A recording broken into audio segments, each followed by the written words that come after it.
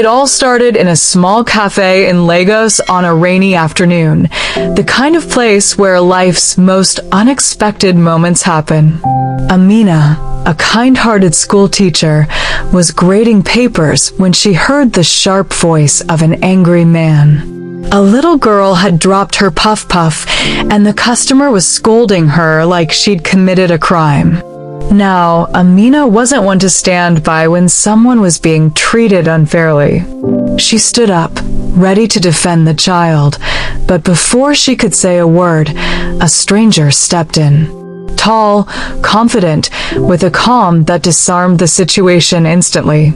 His name was Damilare. He paid for the puff-puff, diffused the tension, and when the little girl ran off with a smile, Amina turned to him and said, "Thanks for stepping in." Most people just ignore stuff like that. Damilare just grinned and replied, "Couldn't let you face that guy alone." And just like that, over spilled coffee and a shared sense of justice, their story began. Days turned into weeks and weeks into months. They laughed over burnt jollof rice, danced in unexpected rainstorms, and stayed up talking until the city lights blurred into dawn.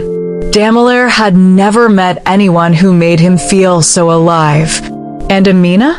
She'd never known a love so easy, so right. But love stories are never that simple, are they? Damilare was sure about Amina, so sure that he decided it was time for her to meet his mother. But his best friend, Emeka, knew better. "You know how your mom is with your girlfriends," he warned. "Just be careful, bro." Damilare brushed it off. After all, how could anyone not love Amina? Little did he know, the storm was coming. The moment Amina walked into Mama Bisi's immaculate home, you could feel the temperature drop. Damilare's mother stood there smiling, but her eyes, they were scanning Amina like a predator sizing up prey. And when the light caught Amina's profile just right, something flickered behind Mama Bisi's perfect hostess smile, a memory, a ghost from the past.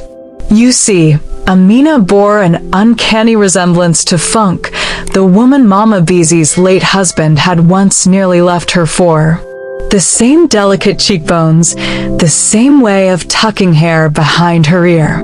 To Damilare, it was coincidence. To Mama Bisi, a personal insult from the universe. Dinner was a masterpiece of manipulation. Mama Bisi had prepared her famous pepper soup with seafood, knowing full well, though pretending otherwise, about Amina's shellfish allergy. When Amina hesitated, Mama Bisi sighed dramatically, "Aha, don't tell me you're one of those picky eaters?" The disapproval in her voice made Damilare chuckle nervously, nudging Amina's arm. "Just try a little, babe." What happened next played out like a slow-motion nightmare. Amina's lips began to swell. Her breathing turned ragged. As Damilare scrambled for the EpiPen, Mama Bisi stood frozen in the kitchen doorway, murmuring just loud enough to be heard, such theatrics over a bit of crayfish. Later, outside the emergency room, Damilare finally confronted his mother. But Mama Bisi had an answer for everything. "How was I to remember some silly allergy?" she said, eyes wide with fake innocence. "In my day, we were grateful for whatever food was put before us." And when a still-shaken Amina whispered that night that it felt intentional, Damilare just kissed her forehead and said, "Don't be silly. Mama is just old school, that's all." But here's the thing about seeds of doubt, they don't need much to take root. The wedding day dawned bright and cloudless, as if the universe itself was smiling on Amina and Damilare's love. The venue was draped in white roses, the guests were beaming, and Amina looked like a vision in her lace gown. But if you looked closely, if you really watched, you'd see the shadow lurking behind Mama Bisi's perfect mother-of-the-groom smile. As Amina moved through the reception, glowing with happiness, Mama Bisi tripped near her, sending a full glass of palm wine cascading down the bride's pristine dress. Gasps filled the room. Amina stood frozen, her eyes wide with shock. Mama Bisi's hands flew to her mouth. "Ah, God forgive me, how clumsy of me," she exclaimed, dabbing at the stain with a napkin, but not too hard, never hard enough to actually help. Amina's mother, Mama Fatima, saw right through it. She pulled her daughter aside, her grip tight on Amina's wrist. "That woman has evil in her eyes," she whispered. Amina shook her head. "It was an accident, Mama." But Mama Ngozi wasn't convinced. A mother always knows. Later, as the music played and guests danced, Mama Bisi cornered Damilare near the bar. Her voice was low, urgent. "Damilare, I didn't want to ruin your day, but I saw Amina talking to someone by the garden earlier. A man. They looked familiar." Damilare frowned. "Who?" Mama Bisi hesitated just enough to make it seem painful. "I think it was her ex. They were awfully close." Damilare's chest tightened. He searched the crowd for Amina. There she was, laughing with her cousins. Was that guilt in her smile? Or was it just the flicker of candlelight? He shook his head. No. His mother was just being protective. Still, the seed had been planted. And so, on what should have been the happiest day of their lives, the first crack in their marriage appeared not with a shout, but with a whisper. 3 months into the marriage, Mama Bisi arrived at their doorstep with a suitcase and a smile sharp enough to cut glass. "Just until I find a new place," she said, patting Damilare's cheek. A mother wants to help her children. Amina's grip on the doorframe tightened, but what could she say? No? By week 2, the house no longer felt like theirs. Amina's favorite Ankara throw pillows vanished too loud. Mama Bisi sniffed. The espresso machine Amina bought Damilare for their anniversary disappeared. Real women use a kettle. And then, the diary. Amina had kept one since she was 12, pages filled with dreams, fears, love letters to Damilare. One evening, she came home to find the leather-bound book smoldering in the fireplace, half-charred. Mama Bisi sipped her zobo nearby. "Aha, this one. The house girl must have thought it was trash." When Damilare came home, Amina was shaking. She burned it on purpose. But Damilare just rubbed his temples. "Amina, why would Mama do that?" It was probably an accident. That's when she snapped, screaming words that had festered for months. "You always take her side." The slam of the bedroom door echoed like a gunshot. Damilare didn't follow. Outside, Mama Bisi hummed "God forbid" as she folded laundry, Amina's favorite lace blouse now stretched and misshapen in her hands.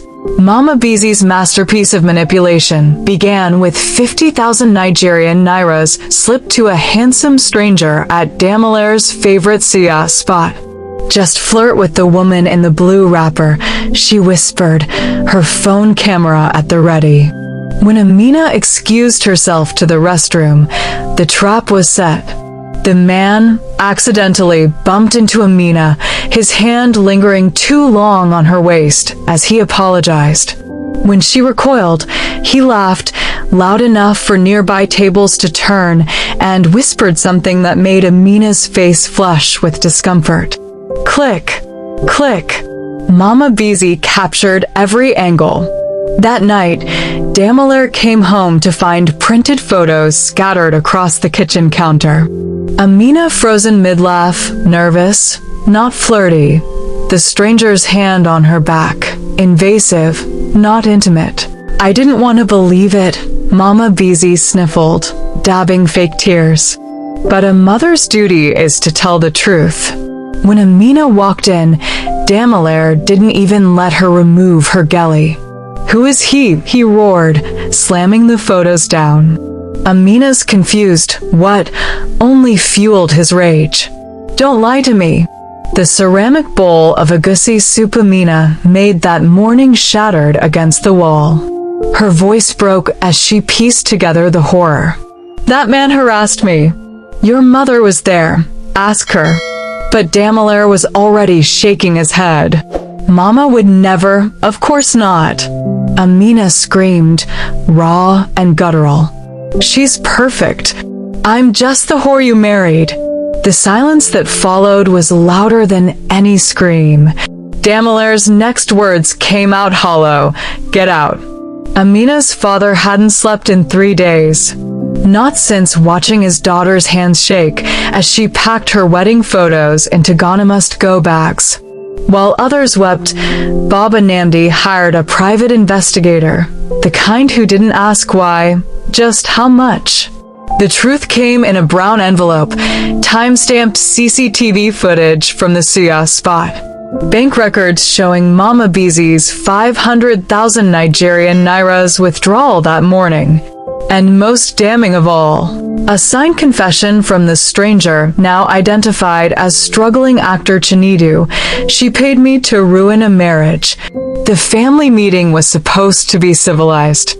Amina's parents sat stiffly on one couch, Damilare slumped on the other, Mama Bisi between them like a queen on her throne.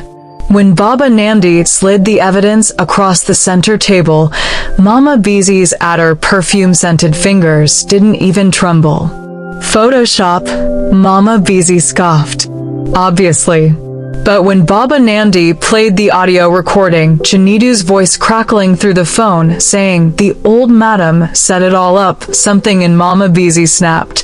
Her honey-toned skin flushed an ugly red. She was stealing my son. The scream shattered the air like broken glass. For the first time, Damilare saw it, the madness twisting his mother's face. The way her nails dug into the sofa fabric like claws. Amina's quiet, "I told you," should have been vindication, but years of conditioning don't break easy. Mama wouldn't. Unless. But his voice trailed off, a ship lost between two storms. Mama Bisi seized the moment. With theatrical precision, she clutched her chest and gasped. "After all I suffered, you'd believe these people over your own mother?" Her tears, perfectly timed, hit Damilare's doubt like rain on parched earth. Immediately, Damilare sent Amina and her parents out of his house. As Amina walked out, her father's hand on her back, she didn't look back. Some silences are answers. Some cracks never heal. 6 months.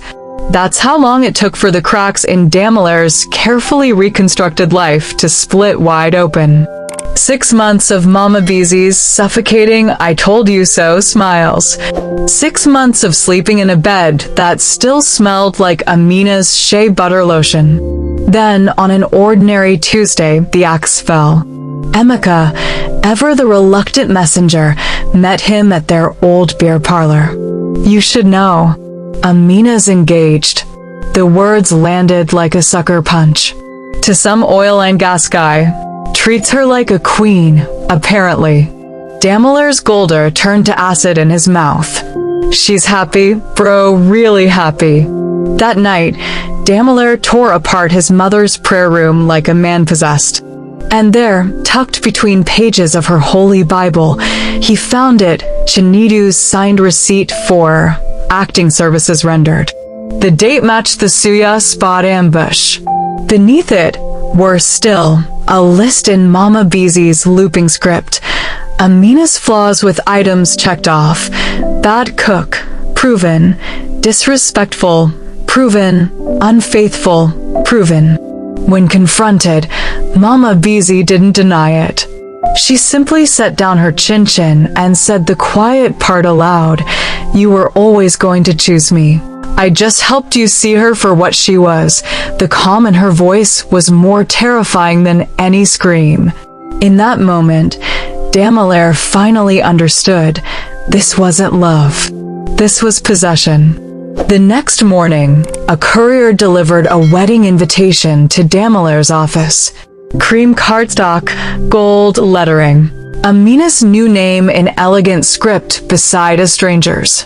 He traced the embossed letters with one trembling finger, not yet realizing this was the kindest mercy she could have given him. Proof that life moved on, that happiness was possible. Just not with him. When Damilare got back from work, he packed his traveling bag as fast as possible. He moved like a machine, a bata folded with military precision, toiletries zipped away, the framed photo of his father taken down from the hallway. Mama Bisi watched from the doorway, her knuckles white around the doorframe. "You're really leaving?" "Over that girl." Damilare didn't raise his voice. "That was the worst part. You took everything from me. I can't live under the same roof as you anymore. You hired an actor to destroy my marriage, Mama. You watched me grieve for 6 months and never said a word." Mama Bisi's carefully constructed mask finally crumbled. "I did it for you," she screamed, the veins in her neck standing out like ropes. "She would have ruined you." For the first time in his life, Damilare looked at his mother and saw not strength, but fear. Not love, but hunger. His reply came out quiet as a death sentence. "No, you did it for yourself." Mama Bisi watched in shock as her son walked away. The very thing she feared had happened, but by her own hands. Sometimes, hatred consumes not just the heart of the one who harbors it, but also the lives of those they claim to love. So guys, this is where I am going to be ending this video. Don't forget to like, share, and subscribe.